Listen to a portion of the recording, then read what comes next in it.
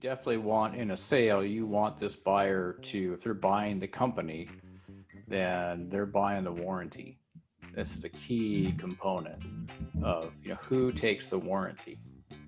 Um, so in a lot of deals, some buyers are like, hey, that warranty stays with you, Mr. Seller, which unfortunately in remodeling can be a big number. It also is a new construction. So you want to try to find a buyer who's like, yeah, okay, I'll take on the warranty. What have your warranty claims been the last 5 years? And I understand what that is, and that's part of the cost of doing business. Hey, and welcome back to Building a Family Business here on Builder Funnel Radio. This is going to be a continuation from last week. And as always, I'm joined with my dad, Wes, and my uncle, Brooks. Welcome, guys. Thanks, hey, how you doing, Spence? And Brooks is still on his month-long journey around the country, or at least kind of the West Coast. The West. So, yeah, the West. For those of you listening, you can't see, but he appears to have started a bike shop because he has a bunch of bikes hanging behind him. So, Brooks, why'd you decide to get into the bike business? Well, it's high margin, low volume. I think, it's just I'm making a killing. Well, I'm actually, Spence, I'm in my son's garage in Bend, Oregon, and mountain biking's big down here. So we're looking at all his mountain bikes, and so I thought it'd be a good background instead of just looking at something else in his garage, which is just a mess. So anyway, junk, a bunch of junk. Yeah. Well, he's got a good collection going there, so that's good. Yeah. Well, and I guess last week we had kind of done a dive into selling, what does that look like in the residential construction space? We kind of talked about, that process, and there's a few more things we want to dive into, but one of the things we kind of left hanging, which we came very poorly prepared to talk about, which was, are there actually any public, remodeling companies or really pretty large remodeling companies? And I guess, Brooks, you did a little bit of digging this week. What did you find? Yeah, well, the interesting thing is and as we thought, there are actually no publicly traded remodeling companies. There's publicly traded general contractors, Turner, Hewitt, some of these bigger companies that are owned by the public or or traded. Remodelers, I was aware of, there's a company called pro.com, which is a startup out of Seattle, which I'm aware of just because we live in Seattle, and they have locations in San Francisco and Denver, and kind of their story is, they're trying to take technology and make it so by using technology, they can make it scalable and then make it so they could take it, all over the country as a brand. So that's their play, and they're a startup. So I think their goal is to get bought and then go public at some point. So it'll be interesting to see how that plays out. They've been, I think, operating for 3 or 4 years, and they've got a great website and great branding, and a very great branding program, great systems, like we talked about last time. It looks like their systems are great, but when you dig into their website a little bit, you realize they're just like every one of the rest of us, which is, hey, I'll do a custom home, I'll do a big remodel, I'll do all sorts of different stuff to try to figure out what my niche is. And the only difference is I think they're very well capitalized. That's not public knowledge, but it sounds like they've gotten some pretty good starting, what do you call it? Level A, level B. They've got some initial funding. Yeah, I thought I saw something like 60 million raised so far or something. Yeah. For a remodeling company, any of us would be like, well, okay, I'm done. I'll just retire. Yeah. So yeah, I thought it had been 30 million, but maybe it's 60 million. Maybe it's 60 now. Yeah, maybe total. Yeah. Which is kind of an amazing number for all of us who kind of bootstrapped it up, which is, hey, I get my first job and then I'll get my second job, and then maybe I can hire a carpenter, and then, I'll buy a truck. And if, for a lot of us, that's how we all started. So kind of an amazing way to approach it. So we'll see whether technology really is the play, or is it still the people that execute it? Yeah, you kind of wonder if that's the kind of the frosting on the cake, but not the cake itself, and that the cake really comes back to the part that I think is really hard to scale, which is the skills of the craftsman, especially in remodeling, maybe even more so than, and I think that maybe that's the reason that we have publicly traded builders for new homes, but we don't have publicly traded remodelers, is because of the, I don't know, fiddliness of remodeling, right? Because every single job is unique. You're going into somebody else's house. That house, even if there was two tract homes, let's say, right next door to each other, and you went to remodel one versus the other, there's that 30 years of history of what's happened with the homeowners that have been in that house. And so they're both going to be different jobs. And so that I think that's really hard to get your arms around from a production standpoint in order to scale. And I think most public companies, they want to scale, and that's why they're gone public, and they want to, it's a way to get big. Yeah, you look at the public builders, they're building 50,000 houses a year. It'll be a challenge to do 50,000 remodels a year in a scale where, remodeling is one of those last things where you are building something in front of somebody. People are sitting there watching you all day. One of the owners might be home all day, especially now working from home. Oh, let's remodel someone's bathroom while they're working from home and they can't have any noise. And oops, we cut your internet. Uh-oh, that's a problem. So there's all those kind of things where, you think about tract building construction. They put a big gate up and say, hey, nobody can come in here until we're done with your house, and then we'll give it to you. But, you can't even come on the site.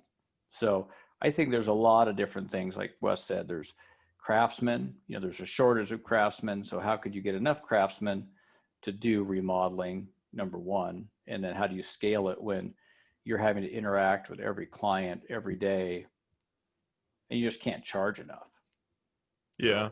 Yeah. It kind of makes me think with some of the funding, I wonder if a big part of it is going towards a really amazing training program, because if they figure they're going to be scaling up, the marketing and sales side, they're probably pretty well versed in that. I thought I saw a couple of guys coming from Amazon background, and Yep. Like you said, the branding looks, consistent and sharp and everything. And if they've got money to pour on that side of things, then their challenge will be the delivery side.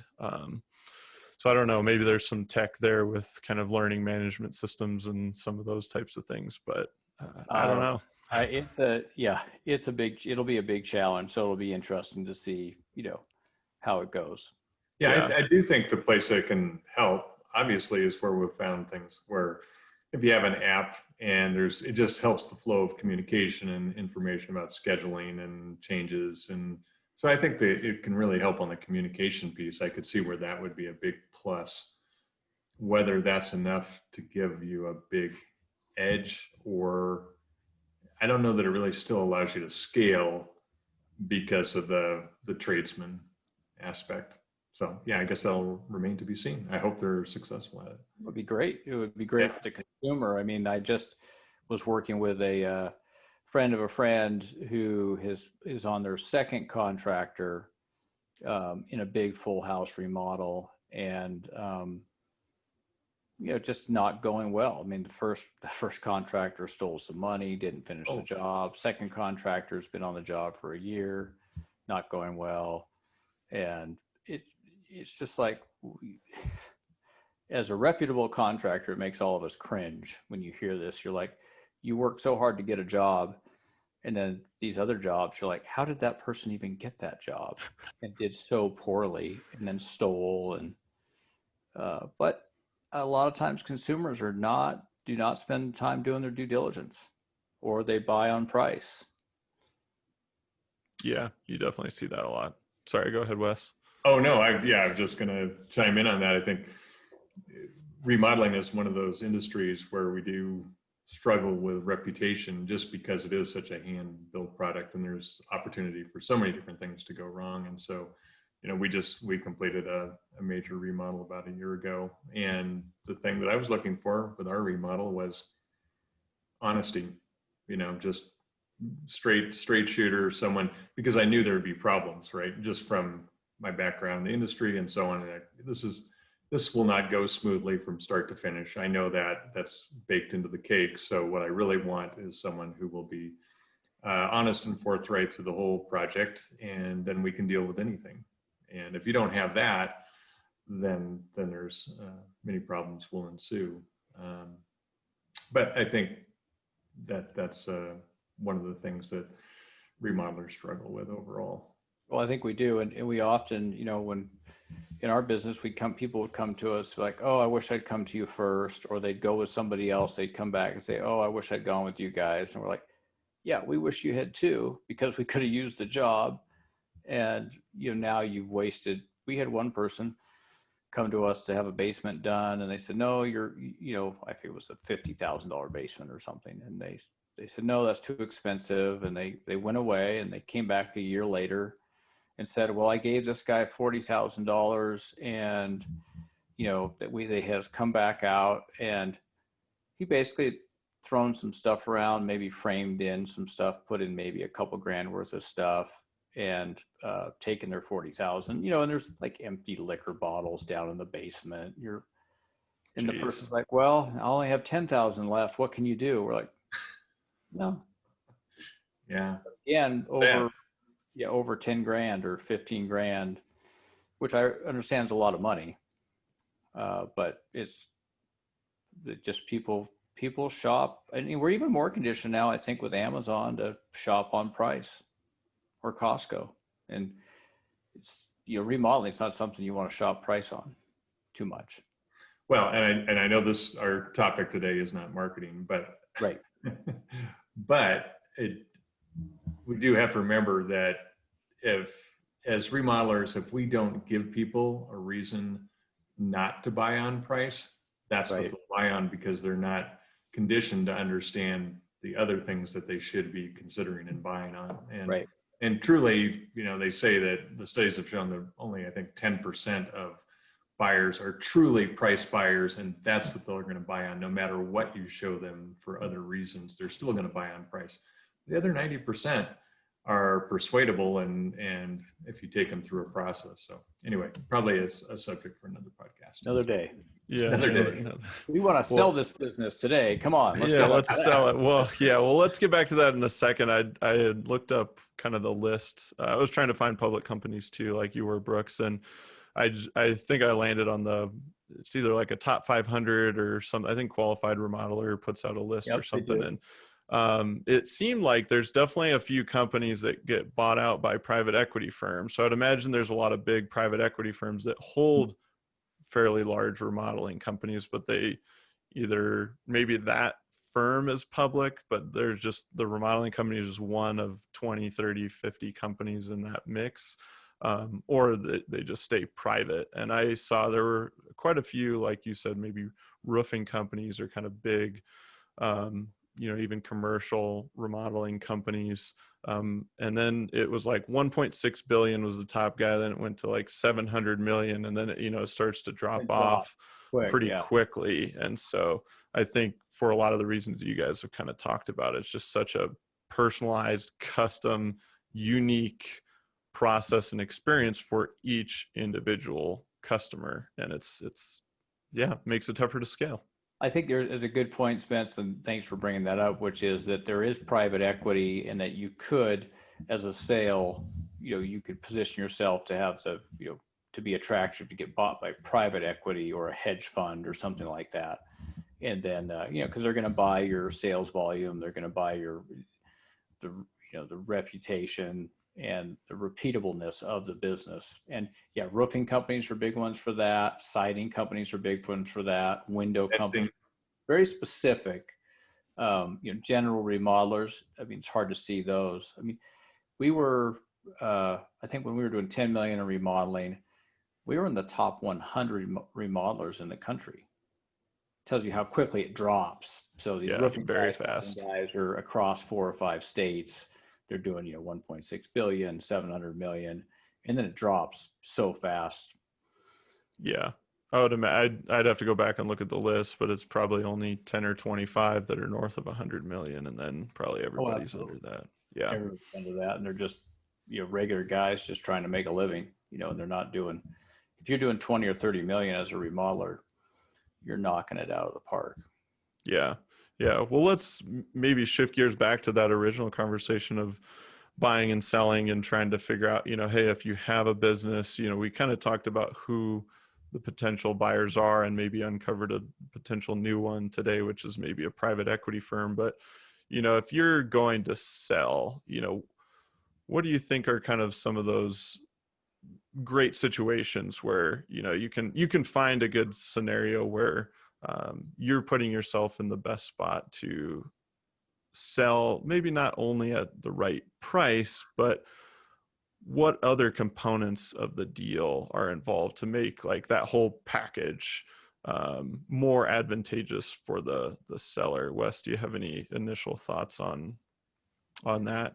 Yeah, I guess I maybe back up one step, because it sounded like maybe you were going in the direction of, well, who would even your potential buyers be, or what kind of buckets would they fall into? And I think maybe that would be a place to start. Is you're either looking, this my opinion, and Brooks may have a very different take on this, but seems like you're looking for either another remodeler in the area who maybe is younger and is still in expansion mode and is going, oh, okay, well, I can do a couple things. I can eliminate a competitor by buying this company, buying your company.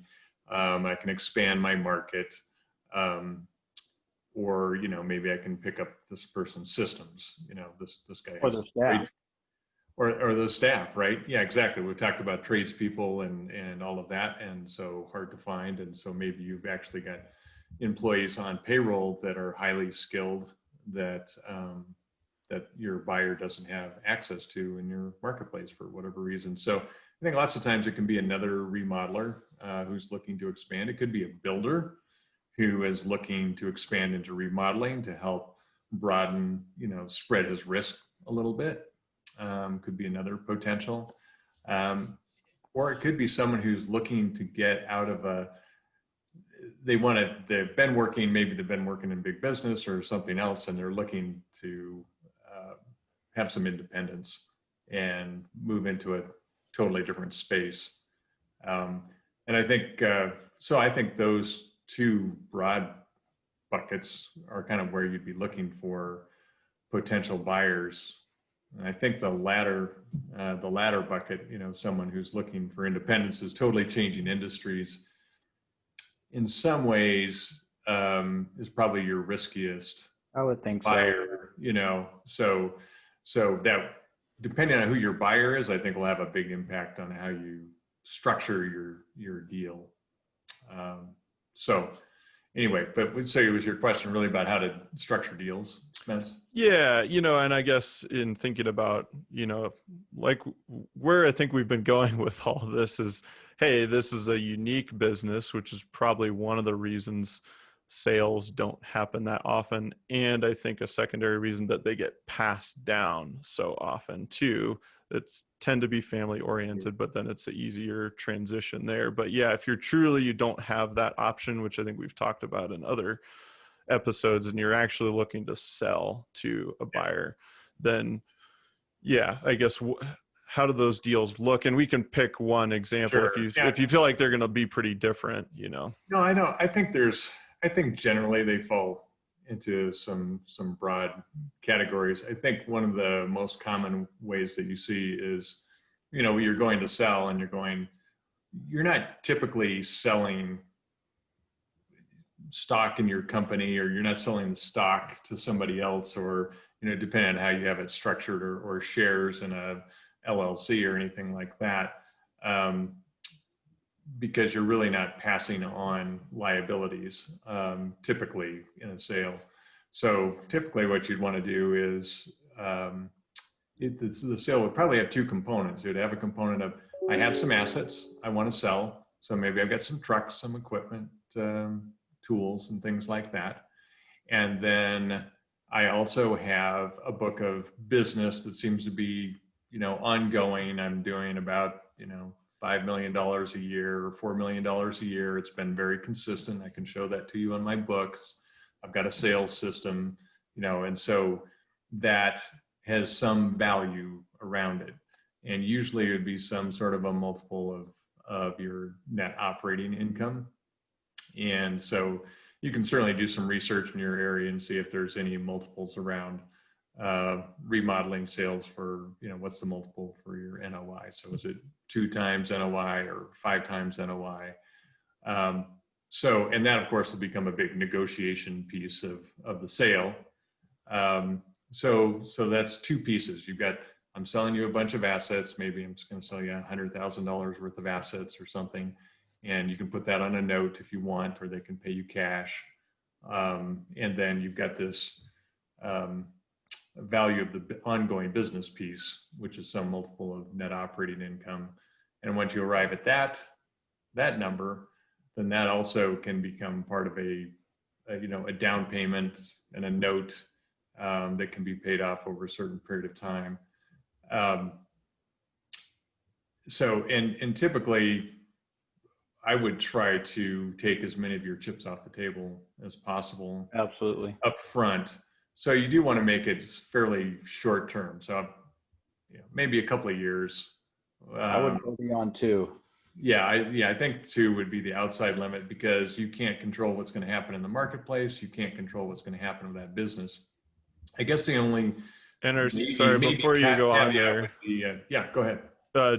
Are you saying a 2-year note you wouldn't go past, or are you saying you wouldn't be in like part of the transition for 2 years? Like, I'm going to help you work in the business for 2 years and get out, I guess. So I would say that the longer you make the note, the more of a downstroke you need on the down payment, because I think you need to go into any deal where you're selling going, yeah, I may not get all this money that's on this note.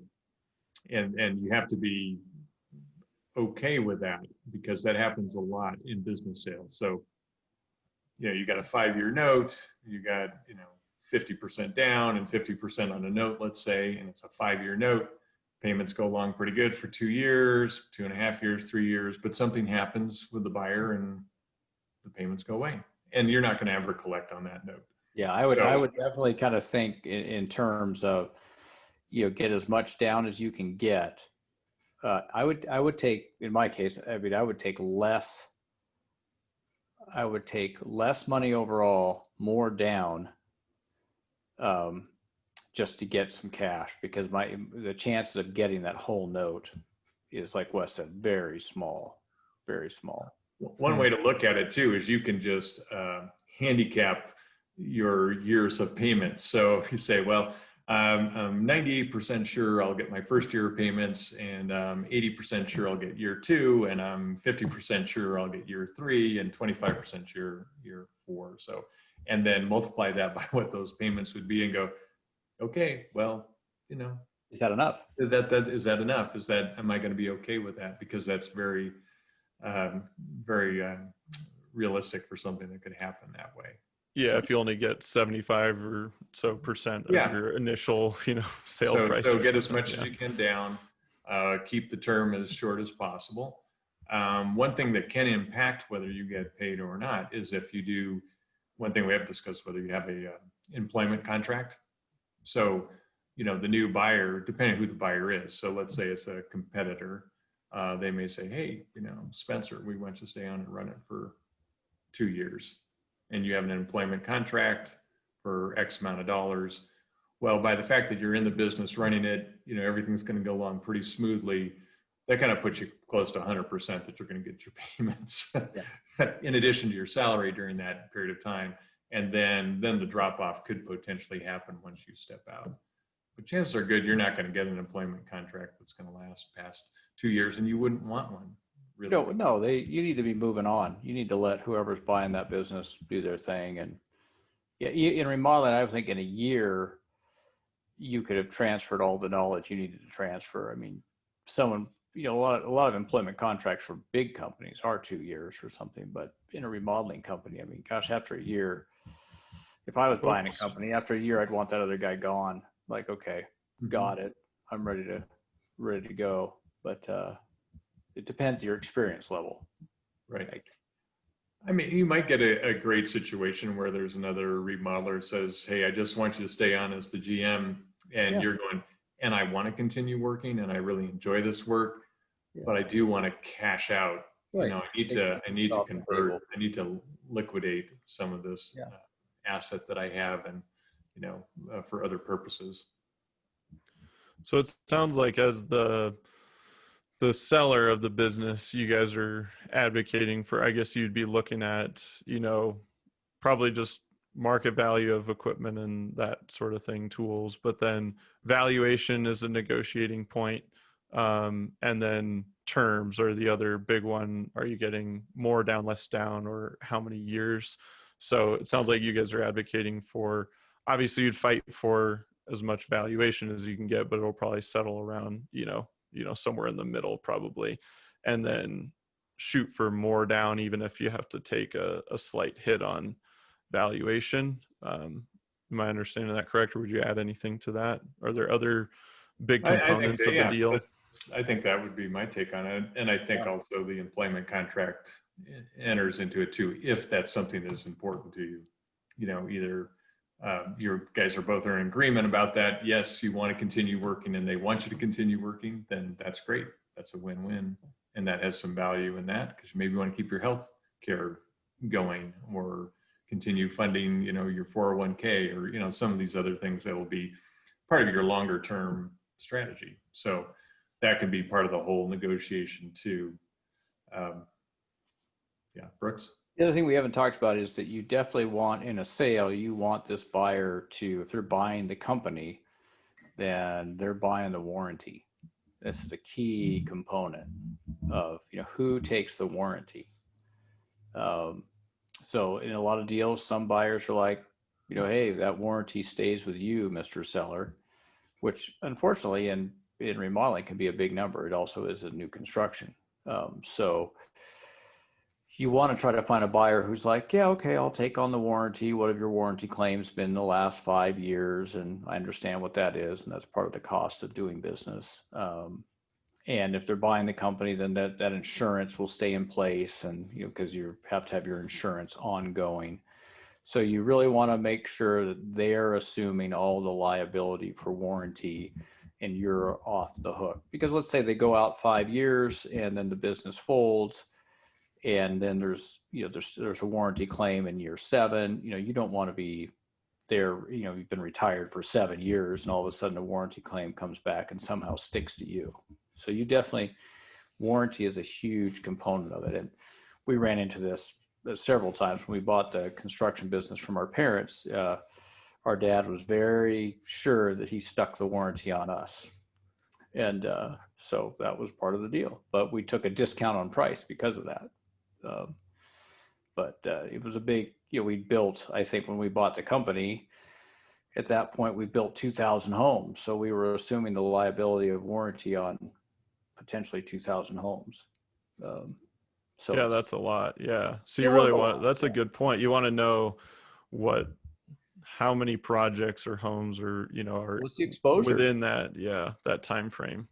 Yep. So if the business keeps going and keeps insurance, then there's insurance in place for when a warranty claim's made. And you just want that, whoever bought that company, say, if you bought XYZ Builders, you're taking all the warranty and your insurance will take care of that. And I'm free and clear as the seller. So, and to Brooks's point, so that's really why you got to go get some professional help around these deals. You guys can, whoever you're selling to, or who you're looking to buy, you can kind of go to breakfast and work things out on the back of a napkin, but at some point you'll have to bring in the bigger guns and get an experienced attorney that does this type of work, to make sure that you're covered on some of those areas around things like warranty. Yeah, warranty is probably the biggest. Yeah, for sure. Yeah, and earlier you guys also mentioned that somebody might be buying you, and they may just be really interested in staff and your team that you have.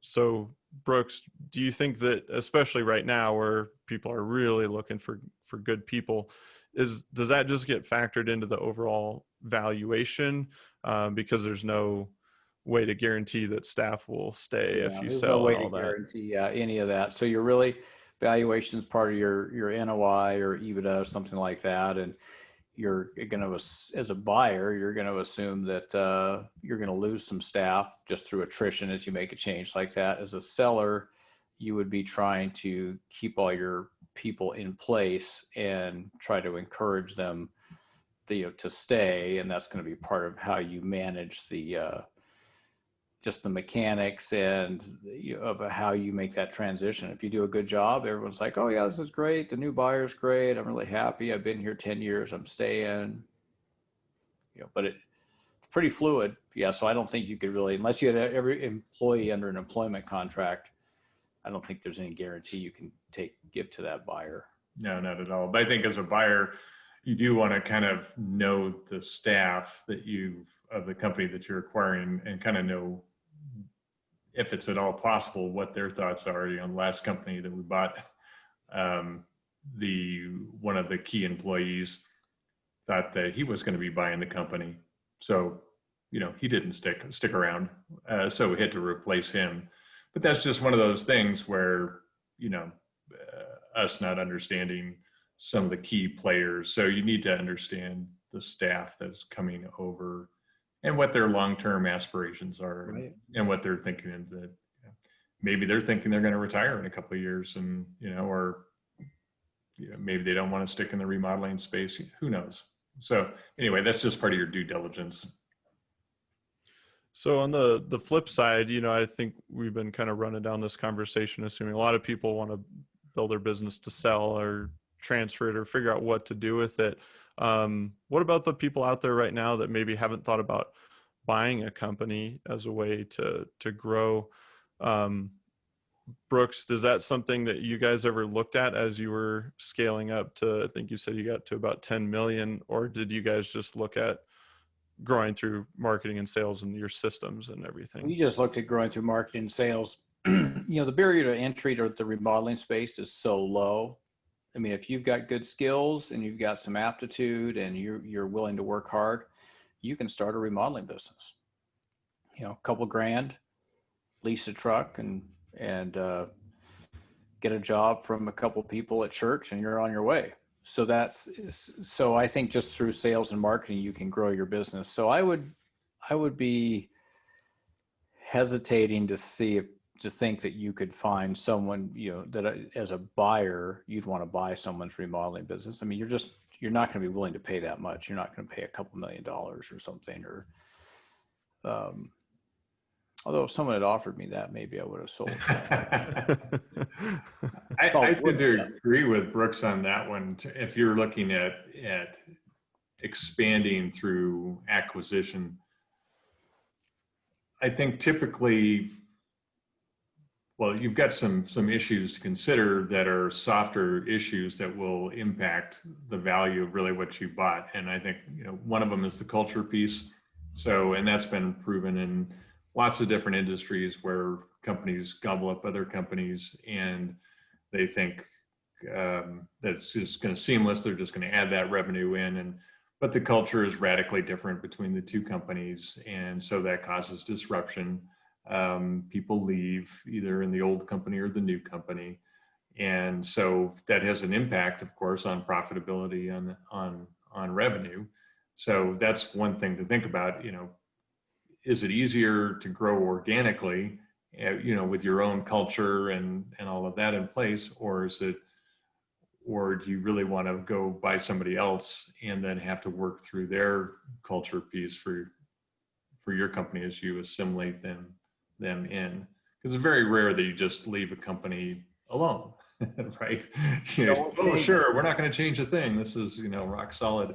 And then within 6 months, you can't help yourself. So you're changing things. So I kind of agree with Brooks. I think it's easier just in some ways to build it that doesn't mean that you don't want to find someone to buy your company.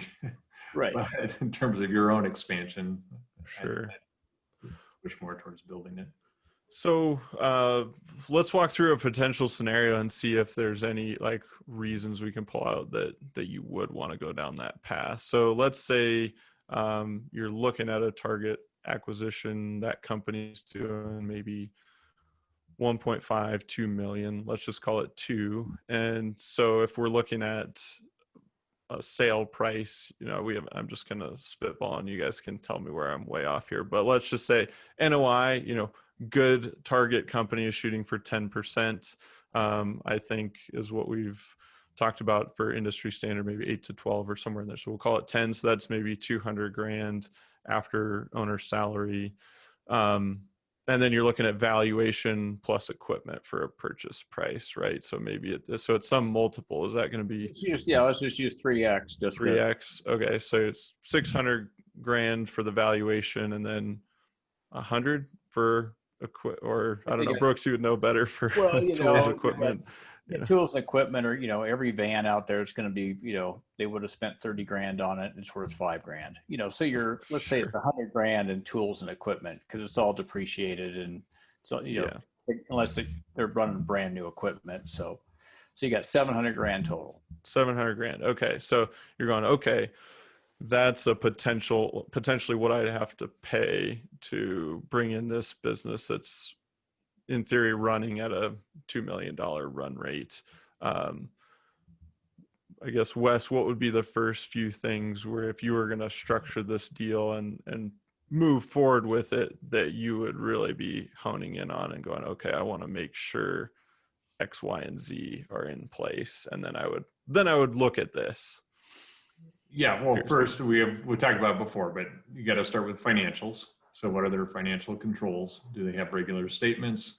Does the CPA, bless them at least once a year? You need to see all the tax returns. So you really need to crawl through the expenses and see if all the expenses are really in line. So I think the whole financial piece is step number one from a due diligence standpoint. And I'd add that, Wes, make sure owner's comp is accurate. Right. I'm making, 200 grand a year, but I actually don't pay myself, as the owner. I mean, right. Owner's comp is, you mentioned after owner's comp, but owner's comp has got to be at market, not substandard, or it's whatever. That's right. The owner should be paid, not if they have some other kind of arbitrary deal. So then you have to make that adjustment. So if they're underpaying themselves by 30%, you've got to mark that up and put it back in there. And I think the other thing too is to look at what the owner and the seller is actually doing in the company. Because if they literally have their fingers in every single aspect of the company every day, all the time, then if you take them out, there's probably not a lot there. There's no value there. Right. Nope. So then you'd be going, well, I don't want to pay, $700,000 for this. Why would I do that? So I think that's the second thing I would look at is how critical is that owner to the operation? And even if you were thinking, I'm going to have them operate for a couple of years, well, what happens after the end of the second year? Good points. Yeah. Brooks, what else is standing out to you? What would you be looking at? As a buyer, I would be looking at, obviously the financials, like Wes said, and then the systems. So it'd be all about the systems. I'd be focusing on, the sales funnel. What are they really bringing in? Do they have a system, or is it, most remodeling companies are really the person. It's their referral network, and if their whole sales system's built around their referral network, that 90% of their jobs come from their relationships in Rotary and the church they attend, that's not really replicable. I have a buddy of mine, all his work comes from that kind of network, and that's, people buy from him for that reason, but it's not scalable, and nobody else can do that. he's been doing it that way for 40 years. So I think those are the things I like. Where is the business coming from? And is it something that is repeatable? Or once I think this guy, also, I think that's an excellent point, Brooks. And I'll also throw in there kind of reputation management. So I definitely want to be talking to some of their past customers and looking and seeing what their reputation is online, all of those types of things, because you're really looking to buy something that's a plus and not a negative. And so you really don't have time to be dealing with a lot of those PR headaches that maybe would be glossed over in talking to the owner, the seller. easy way to do it is to say, hey, tell me how many people in your database. You got 5,000 people in your database, and of those 5,000, how many people are repeat customers? Oh, okay, 2% or 3% or something. That's an important thing to know, because you're like, okay, well, we've got this database. This percentage is a repeat customer base. The other 93% or 97% I have to go get every year. And what's the system for that? And if they say, we never have repeat customers, it's like, well, okay, wonder why that is. Yeah, those are good points. It seems like then if you do go down this path, you'd really be looking at the systems and then trying to negotiate down on valuation, because like you said, I mean, take 700 grand, could you put that into marketing and sales and fuel it a lot faster? And then you're just integrating jobs into your own systems versus having to take new people, train them into your systems if they don't have any, and that's a nightmare. And then you've got the culture piece, and then if there's no steady lead flow, so you'd be looking to probably shorten the term, keep the owner on so you can learn all the little things for the 2 years and negotiate down the valuation. Otherwise, this is what I'm hearing from you is, hey, the trade-off is just keep pushing harder on your own systems and business. Yeah. And you've really got to get a lot of things right for it to be worth trying to go through that whole process of acquiring. I think I think the best day, the best day of owning a new company is the first day. Sure. Yeah. After that, it'll start trending downhill. After that's work. Yeah. And I think it's interesting. Interesting point, I think, is that consumers really want to buy from the owner. We certainly found this, even though Todd and I were not in the direct line of sales when we're doing, 10 million. People still want to see the owner, talk to the owner. They're buying from people, they're spending a lot of money. They're spending $200-300 grand. And they're like, I want to look the owner in the eye. And we tried to get away from that. It's just hard to. So I think that's an interesting thing, and it's something to think about as you're building your business, is how do you provide that personal touch that people want, but scale it so that you can't sell to everybody and you can't see everybody and you can't. But people are buying people in that situation. They're like, I'm going to spend $100 grand, and I want to know the people I'm working with are nice people to work with. Yeah, they're going to be in my house. They're going to be in my house. They're going to be in my house. And that's a huge thing. That's just a huge thing. I don't think that could be understated. Yeah, I was thinking our tagline was on time and on budget. And I looked at pro.com's thing, and that's their tagline, on time and on budget. I'm like, well, let's see, what else do we have to sell? So what's that third unique, right? Yeah, what's the third unique? No one can figure it out. Right? Yeah. We're not killers. I don't know what is it that you're going to put out there. Yeah. Yeah. It is tricky. Time, on budget, and correct. And correct. Yeah. And right. Yeah. Yeah, sounds similar to one that you had, Wes. I feel like in the direct mail company, like correct, complete something, or yeah, right. I've forgotten what that is now. Yeah, but it just shows you, I think how difficult that process is of coming up with your uniques, and I think it proves the point there. People are buying people, especially in this business, and so yeah, if you can just build your own good team and develop good people, that may be the faster path. But Wes, as we kind of wrap up this two-part, discussion around buying, selling, what would you leave people with to think about if they are, I guess, exploring one of these paths? Sure. I guess my takeaway would be, and this is just my personal thoughts and experience, but I think if I was buying, I would look very hard at just not buying and doing it myself. And if I was looking to sell, I would temper my expectations about selling and work really hard to make sure that my retirement, my future is not tied up around the sale of my company, and that I've generated enough profitability out of that company and socked it away that I don't need that sale, because it's probably not going to produce as much as you think it's going to produce. And so I would go into it with that expectation. Good advice. Yeah. How about you, Brooks? Final thoughts? I would agree with those thoughts. And I would also, I probably, as whatever your age you are at this point as you're listening, I would start my planning for my exit strategy now. Right. And so, and the harder you, and even if you say, you know what, I'm going to position my company to sell, I'd have two tracks. I'd be like, okay, I'm going to build the best systems, the best sales process, everything to sell. Meanwhile, I'm going to make the best margins I can make, and I'm going to peel that money out of the company, and I'm going to invest it in real estate and other assets that will generate income from my retirement. And what will come from that will be, you'll have a great company that is highly profitable, which you then take money out of to create a great retirement. And you get to the point where you need to sell, and yeah, you may not even need to sell. Or you might, well, there's a few hundred extra grand I made that I didn't think I'd make. Yeah, it could just be frosting on the cake. Yeah. Right, exactly. Yep.